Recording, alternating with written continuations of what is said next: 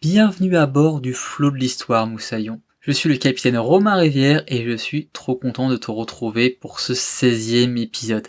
Donc merci à toi d'être présent. Et si c'est la première fois que tu nous écoutes, je vais te présenter le concept du flot de l'histoire. Le flot de l'histoire, c'est le podcast qui vogue à travers l'espace et le temps quand les vents lui sont favorables. Le but ? Apprendre du passé pour construire aujourd'hui le monde durable de demain. Donc arrime-toi bien et profite des alizés. Fais attention à la marche en embarquant. Le flot de l'histoire est un projet indépendant et sans publicité, comme tu as pu sûrement le remarquer, car j'arbore fièrement l'indépendance de ce podcast et donc mon drapeau pirate. Pour continuer à naviguer sur les flots de l'histoire, j'ai besoin de toi, j'ai besoin de ton soutien pour m'aider à développer ce projet. Donc ce que tu peux faire pour m'aider, c'est me mettre une petite review sur Apple Podcast avec la note de 5 étoiles si tu apprécies ce podcast. Ça m'aiderait énormément et ça me permettrait de le référencer. Si tu écoutes la version YouTube de cet épisode, tu peux mettre un petit pouce bleu sur la vidéo, ça ferait super plaisir. Tu peux aussi soutenir le podcast, le flot de l'histoire, en devenant membre d'équipage pour 2 doublons. Et en devenant membre du flot de l'histoire, tu débloqueras des avantages exclusifs. Tu auras accès à des épisodes bonus, dont la deuxième partie des épisodes solo. Tu pourras participer au choix des prochains épisodes. Tu pourras aussi avoir des contenus exclusifs comme accès aux coulisses du podcast et des conseils pour créer toi aussi ton podcast. Et bien sûr, tu seras inscrit au registre de l'équipage, donc je te remercierai avant chaque épisode. Je tiens d'ailleurs à remercier Claire qui est devenue matelot du flot de l'histoire. Donc tu peux faire comme Claire et rejoindre le flot de l'histoire sur www.patreon.com/leflot-d'histoire. Cet épisode numéro 16 est la suite directe de l'épisode numéro 15 sur comment une société est conduite à sa perte par ses excès selon Montesquieu. Donc si tu n'as pas écouté l'épisode 15, je t'invite vraiment à écouter l'épisode 15 avant d'écouter cet épisode. Donc aujourd'hui, pour cet épisode 7, je vais accueillir Guillaume Drouet, qui est aussi podcasteur avec un podcast Le Sport Autrement, qui travaille dans une épicerie zéro déchet à la source, et qui est membre de l'association Passe Eva. Donc merci à toi, et bonne écoute. On sait où l'on va quand on sait d'où l'on vient. Et si on crée aujourd'hui notre futur durable grâce à notre histoire ? Bienvenue dans le flot de l'histoire, pour un podcast sur les excès et comment les éviter. Et j'ai avec vous un invité, j'ai Guillaume Drouet avec nous qui va nous expliquer qui il est et comment éviter les excès dans sa vie. Donc bonjour Guillaume. Salut. Donc dis-moi qui tu es, où tu viens, qu'est-ce que tu fais ? Alors Guillaume Drouet, on me surnomme aussi pas mal Drou. Il y a beaucoup de Guillaume dans ma génération. Je suis à Lyon depuis une quinzaine d'années maintenant. Je suis arrivé ici pour mes études et puis je me suis bien installé dans la vie en travaillant d'abord en informatique et puis en profitant bien de toutes mes bandes de potes autour du sport, principalement autour du basket. D'ailleurs, c'est un peu comme ça qu'on s'est rencontrés, c'est assez chouette. Via un commun basket. Exactement, via mon capitaine emblématique Stéphane Annie. Et puis ouais, après 10 ans en informatique, j'ai fait un bilan de compétences et puis j'ai décidé de me lancer dans un job avec un peu plus de sens pour moi. Et j'ai rejoint une épicerie qui s'appelle À la Source à Lyon, une épicerie bio, vrac, zéro déchet. Et là, ça fait 1 an que j'y suis et j'expérimente une vie différente et avec un peu plus de sens. Et puis en parallèle, on s'est aussi un peu rencontrés comme ça. J'ai lancé un podcast qui s'appelle Le Sport Autrement, qui cherche à réfléchir autour du sport éco-responsable et plus respectueux des autres. Donc voilà, dans la même démarche que toi par rapport à l'histoire. C'est parfait ça. Et du coup, dans ce podcast-là, est-ce qu'il y a un rapport avec les excès qu'on met ? Parce que du coup, ça fait sens pour moi directement, Le Sport Autrement. Un petit peu, ouais, indirectement. Les excès, c'est quand on réfléchit à tout ce qui est écologie, moi j'ai l'impression qu'on voit les excès comme un symptôme de choses qui vont pas très bien. Par exemple, dans mon travail à la source, les excès qu'on essaie de combattre, c'est les excès d'emballage, de déchets. Dans le sport autrement, ce sur quoi on essaie de réfléchir, c'est consommation du sport, spectacle à outrance, sport business, ce genre de réflexion. Donc voilà, ouais, donc les excès, c'est un sujet moi qui me fait beaucoup réagir. Je sais que chacun peut faire des excès à titre personnel, moi j'en fais. Les excès, je pense qu'on peut en voir partout, soit dans sa vie perso ou dans son environnement et dans la vie en général. Moi j'identifie surtout ceux qui sont liés à l'écologie et je pense que c'est difficile. Je trouve que ça a pas été un sujet facile sur lequel réfléchir, dans le sens où c'est toujours par rapport à une norme particulière sur lequel on peut réfléchir à des excès. Un excès, c'est quelque chose qui sort de la moyenne, qui est un peu anormal, qui peut être un abus, qui peut être un déséquilibre. Du coup, moi, j'arrive à en voir pas mal en rapport avec l'écologie. Et je vais attendre ta prochaine question parce que j'ai perdu le fil. Du coup, la prochaine question, ça va en lien. C'est qu'est-ce qu'un excès pour toi? Comment tu définis un excès? Et est-ce que tu as des exemples d'excès en fait? Un excès, ce que j'ai essayé de définir, c'est quelque chose qui est au-dessus, en dehors de la norme, qui est loin de la moyenne de ce qui se fait habituellement. Et du coup, moi, je sais que j'ai réfléchi à titre perso. Je fais des excès alimentaires comme pas mal de gens, je pense. Ouais. Le chocolat, j'abuse sur le chocolat, sur le café. C'est bon, le chocolat en même temps. Je suis d'accord. Le chocolat, le café, enfin voilà, ce genre de choses. Il y a des moments où j'ai l'impression de faire un peu des excès de sport. Et après, moi, je trouve qu'il y a notre société, je vois beaucoup d'excès, que ce soit dans la manière dont on consomme, manière dont on surconsomme. D'ailleurs, il y a beaucoup de gens qui utilisent ce terme-là. On nous pousse à acheter beaucoup de choses en grande quantité, à renouveler rapidement nos ordinateurs, nos téléphones, nos machines à laver. L'obsolescence programmée. Exactement. La fameuse. Je trouve qu'il y a des excès dans la manière dont on nous incite à acheter. On nous incite aussi beaucoup à consommer des choses peu chères et des choses qui sont écologiquement discutables. Ce genre de choses, et c'est ces excès-là qui me marquent. Quand je t'écoute, je pense à un truc. Est-ce que tu dirais pas qu'on essaie de nous rendre indispensable, ce qui est totalement inutile? C'est très très bien. Ça, c'est une formule qui est, je pense, très importante à avoir en tête. Globalement, on essaye de nous faire croire qu'on a des besoins qui changent tout le temps et qui sont de plus en plus nombreux. Les choses basiques dont on a besoin pour vivre, c'est-à-dire manger, respirer. Je pense qu'il y a plein de moyens d'arriver à se rendre compte, éviter qu'on peut faire différemment. Par exemple, pour moi, pour la nourriture, je pense que en ayant travaillé dans l'épicerie à la source, je me rends compte que pour beaucoup de choses comme les fruits et les légumes, si on n'achète pas directement à la personne qui produit, on ne peut pas forcément être sûr de la traçabilité. Et même si on achète directement au producteur, on est en droit de se poser des questions. Donc c'est plus pour éviter les excès de produits qui viennent de trop loin ou dont on maîtrise pas la chaîne de production. Il faut aller acheter au plus court au producteur. Par exemple, pour la nourriture, c'est une façon de faire. Ouais, mais d'ailleurs, toi qui travailles dans cette industrie-là, comment ça se passe justement pour éviter que ces choses arrivent en fait est-ce qu'il y a quelque chose qui sont fait pour les producteurs locaux? Est-ce qu'il y a des réglementations? Enfin, comment on évite justement ces suremballages, ces produits qu'on fait 3 fois le tour du monde? Favoriser les circuits courts, ça permet de se dire, j'achète à une personne que je connais et dont le métier c'est de mettre les mains dans la terre. Et si elle me livre directement, c'est-à-dire que quand on achète des carottes ou des pommes de terre qui viennent de 20 km à côté, elles ont pas besoin d'être emballées dans un sachet plastique, dans un carton et prendre plusieurs camions frigorifiques différents. Donc plus on raccourcit, plus c'est simple. Et puis après, c'est de privilégier les artisans locaux, le local permettra de toute façon de refaire une économie à échelle plus humaine et plus vertueuse pour l'environnement autour de nous, quoi. Est-ce que tu as des recommandations dans ce cas-là pour favoriser ce genre de développement? Est-ce que tu connais des initiatives, des choses qui vont dans ce sens-là? Ouais, carrément. Ça peut être d'aller au marché et de demander d'où viennent les produits, d'acheter directement à un producteur. Ça peut être d'utiliser les AMAP, associations pour une agriculture paysanne. C'est pas exactement les termes, mais voilà, c'est. Et ça c'est vraiment important parce qu'on s'engage avec les producteurs et on leur fait un revenu régulier. Donc ça marche très bien.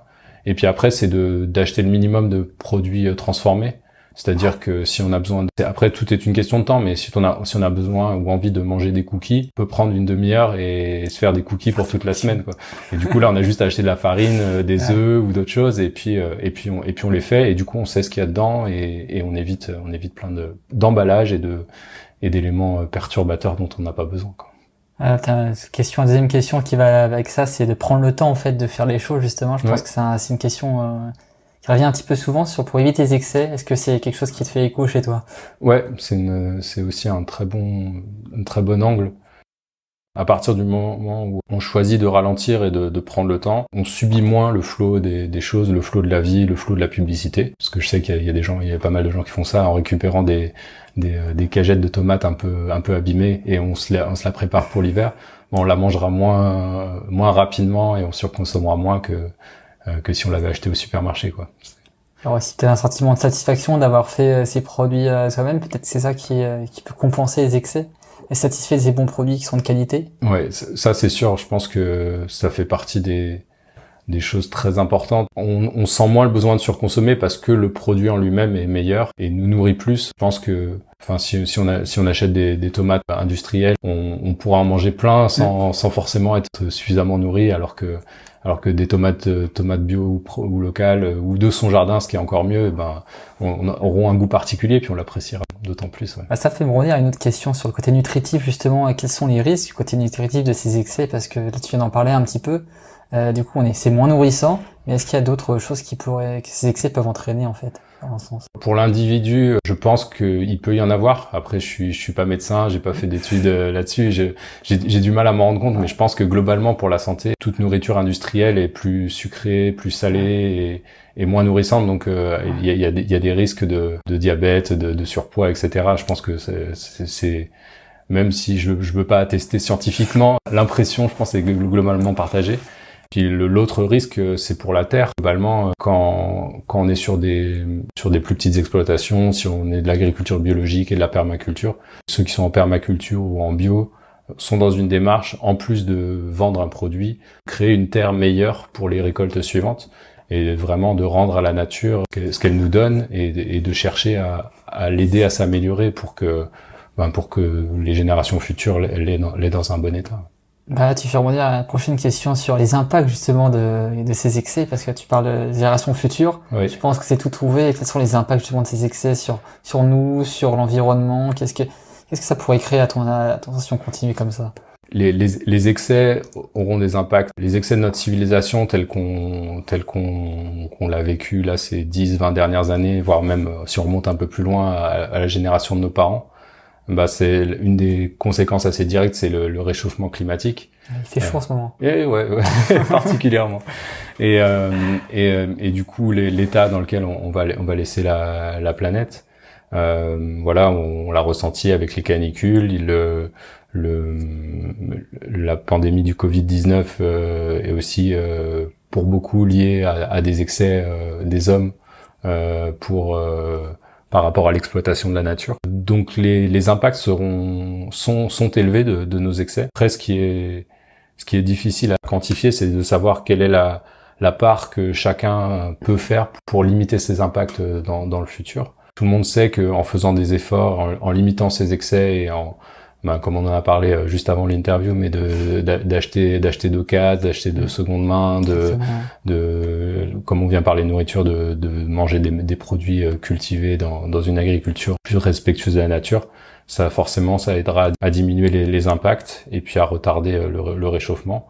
Mais globalement, les impacts sont en cours. Enfin, les impacts sont en cours et à mon avis, comme on parle d'excès, je pense qu'il faut qu'on réagisse de façon un peu brutale, comme on peut, dans un excès inverse entre guillemets, ou différent pour essayer de rééquilibrer les choses et réatteindre un point d'équilibre. Je pense que c'est une bonne chose et puis voilà, faut qu'on change un petit peu nos habitudes. Ouais. Je pense que c'est surtout ça.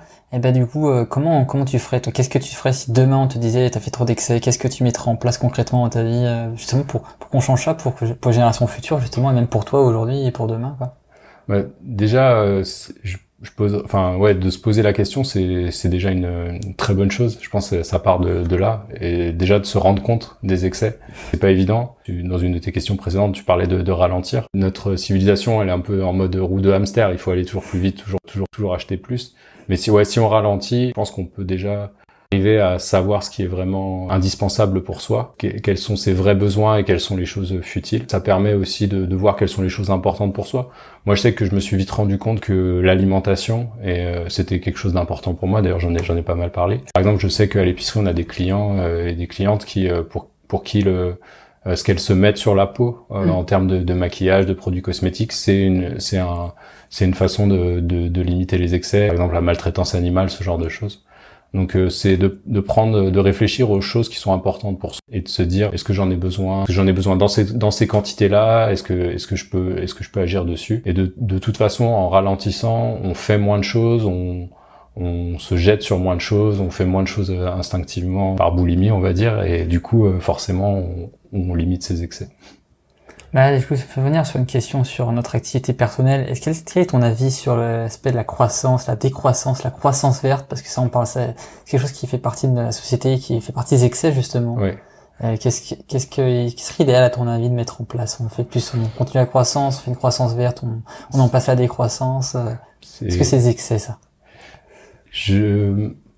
Moi, je le ressens comme un excès, qui est l'excès de dire que, enfin, je ressens la croissance comme un excès dans le sens où on se dit on a une planète qu'on va exploiter au maximum et puis on se soucie pas de dans quel état on va la laisser.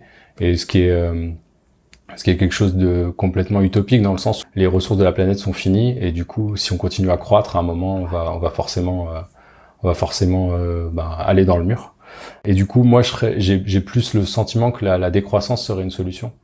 Mais j'ai bien conscience que, vu comme on est sur une autoroute de la consommation globalement, c'est difficile de faire un pas de côté et d'inciter beaucoup de gens à faire un pas de côté et réfléchir autrement. Donc peut-être qu'il faudra passer par de la croissance verte à un moment donné pour aider les gens à prendre conscience. Je pense que la décroissance c'est la solution et peut-être que si on ne passe pas par la décroissance, on sera forcé de décroître bien malgré nous. Ouais, c'est intéressant. Ça fait penser à la célèbre citation de Kenneth Boulding, l'économiste américain, qui disait que ceux qui croient que la croissance infinie est possible dans un monde fini est soit un fou, soit un économiste. C'est très juste, ouais. Très belle. Du coup, merci à toi. C'est super comme échange. Du coup, en parlant de citation, je voudrais savoir, du coup, qu'est-ce que t'aurais une citation qui te représente, justement?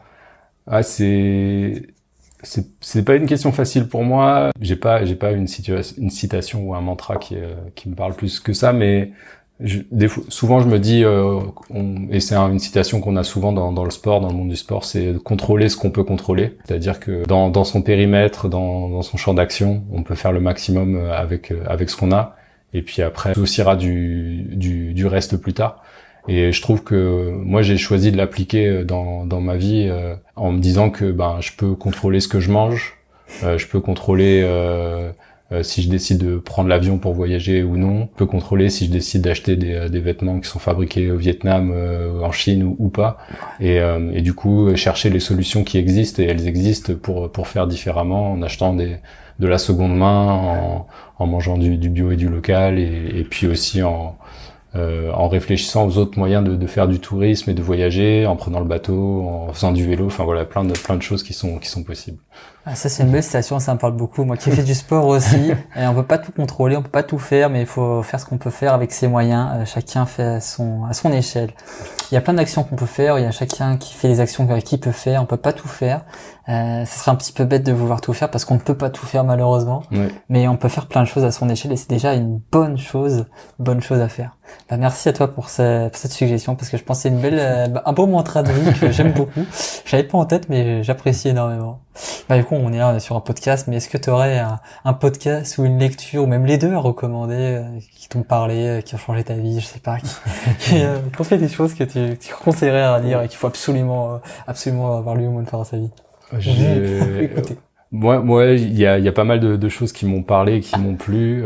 Il y a un livre qui m'a pas mal plu, c'est La prophétie des Andes. Donc j'ai pas l'auteur avec moi, mais qui est un voyage initiatique et qui est qui m'a bien parlé à un moment de ma vie. Et après, j'écoute beaucoup de podcasts et sur les sujets autour de l'écologie. Il y en a un qui me plaît beaucoup, c'est Présage d'Alexia Soyeux, qui va à la rencontre de scientifiques, de chercheurs, d'acteurs de la transition écologique et qui fait ça très très bien, donc ça me plaît pas mal. Et puis aussi à 2030 Glorieuse, qui est de Julien Vidal, qui est initiateur du mouvement Ça commence par moi, qui propose aussi plein de choses sur la transition écologique, et ce seraient les recommandations que j'aurais dans ces domaines-là. C'est bien parce que je ne connaissais pas du tout les deux podcasts. Bon, bah top. Voilà, je ne connaissais absolument, donc je pense que c'est des belles recommandations, c'est à découvrir, j'irai faire ça. Précisément, je n'ai pas l'auteur non plus en tête, mais voilà, donc mais je connais, c'était une belle recommandation, je recommande vraiment vivement de le lire. Est-ce que tu aurais un petit conseil à donner pour ceux qui veulent limiter leurs excès? Bah le conseil c'est de ralentir, de réfléchir réfléchir à ce qu'on fait et pourquoi on le fait. Et puis de pas se stresser ou de se mettre la pression si on fait les choses un peu différemment ou si on décide d'arrêter les choses. Et puis après moi un truc que j'ai pu expérimenter dans ma vie perso qu'on avait fait il y a quelques années avec ma femme, c'était pendant 1 an, on s'était dit chaque mois on fait un mois sans quelque chose. Et du coup on avait fait un mois, le mois sans chocolat qui avait été très difficile. C'était compliqué ce mois-là. Mais je sais pas si je pourrais. Hein. Et on avait fait un mois sans vidéo. On s'était interdit de regarder des vidéos, la télé, etc. Donc c'était vraiment pas facile. Le mois sans fromage, le mois sans pain, le mois sans escalier. Enfin voilà, pour essayer. Le mois sans escalier peut être compliqué. Hein. C'est ça, oui. mais du coup c'était pour se dire par l'absence de quelque chose et essayer de se rendre compte si déjà c'est indispensable ou pas. Et puis si ça l'est, l'apprécier quand on l'a. Et si ça l'est pas, se dire je peux peut-être l'enlever et puis faire sans quoi. Donc je pense que c'est une façon qui est pas trop mal de faire. C'est excellent comme idée, j'aime beaucoup. Est-ce que du coup, c'est quelque chose que tu dirais que ça te fait apprécier encore plus les choses quand tu as passé 1 mois après? Qu'est-ce que tu as ressenti après ça? Parce que moi je trouve que je suis assez curieux là-dessus. Oui, c'est exactement ce que tu dis. En fait, déjà on se rend compte des niveaux d'excès qu'on pouvait avoir ou pas, hein, parce qu'il y a des choses par exemple. Et puis moi par exemple, je sais que pour le chocolat dont on parle depuis tout à l'heure, je sais que j'ai pas pu arrêter et que j'ai beaucoup plus apprécié le chocolat après ça. Ouais. Et après, je suis parfois revenu dans des niveaux d'excès, mais par exemple, je sais que le fromage, si on continue à parler de nourriture, j'ai moins ressenti le besoin et du coup là, j'en consomme presque plus parce que ça m'est pas indispensable dans la vie de tous les jours, quoi. Mais oui, au bout d'un mois, il y a un certain sevrage qui se fait et du coup, on réagit différemment, on apprécie plus la chose, on peut prendre le temps de la regarder, de la sentir, de l'apprécier et c'est d'autant plus sympa. Ouais. Hyper intéressant. Et du coup, peut-être que tu te rends compte aussi qu'il y a des choses que tu mangeais peut-être par habitude, plus que par le fait que t'aimais ça en fait, parce qu'on t'a toujours appris à manger ça parce que c'est bon. Et en fait, je sais pas, peut-être pour parler encore de nourriture, peut-être qu'il y a des choses aussi dans ta vie que peut-être comme regarder des vidéos tous les soirs, je vais regarder des vidéos, peut-être que c'est des trucs que t'as pas forcément envie de faire, mais que tu fais par habitude. Ouais. Ça te permet peut-être de se retirer des mauvaises habitudes. C'est ça, ouais, c'est l'idée. Après ça, c'est une des étapes, mais je crois qu'il y a des conseils plus complets sur comment identifier ces habitudes et de casser les mauvaises habitudes dont tu parles. Mais une des étapes, c'est de se rendre compte à quel moment notre habitude se déclenche et puis d'identifier quel mécanisme se met en place derrière, quel est par exemple, je suis stressé par mon travail, je me promène dans ma cuisine, je vois une tablette de chocolat, je commence à la manger. C'est d'arriver à identifier la cause de l'émotion à la base qui nous gêne et plus de travailler là-dessus que sur l'excès que ça engendre, quoi. Donc c'est hyper intéressant, j'aime beaucoup comme concept.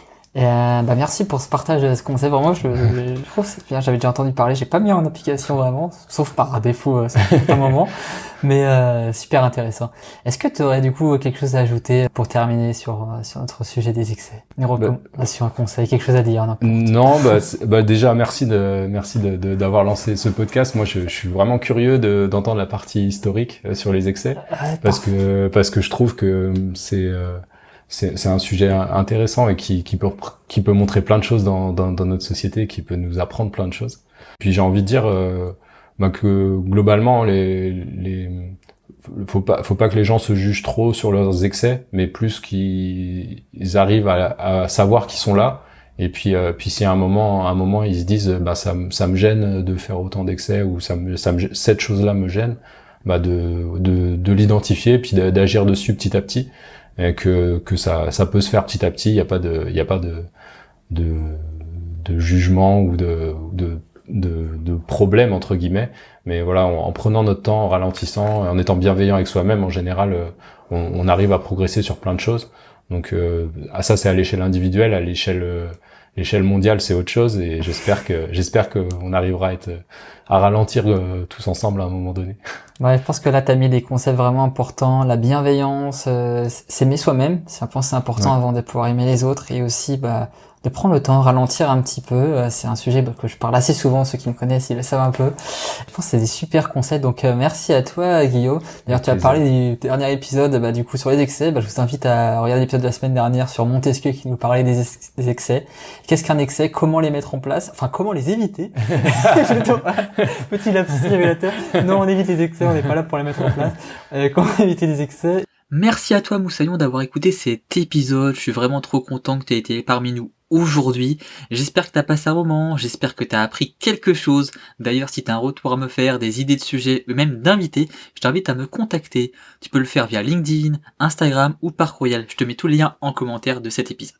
Maintenant, si tu aimes ce podcast, si tu aimes le projet du Flow de l'Histoire, pour continuer à naviguer, j'ai besoin de ton soutien, j'ai besoin de ton aide, Moussaillon. Et pour soutenir le Flow de l'Histoire, tu peux le faire de plusieurs façons. D'abord, si tu écoutes cet épisode en version podcast, tu peux me faire un petit pouce bleu, tu peux faire un petit like sur Apple Podcast avec la note de 5 étoiles.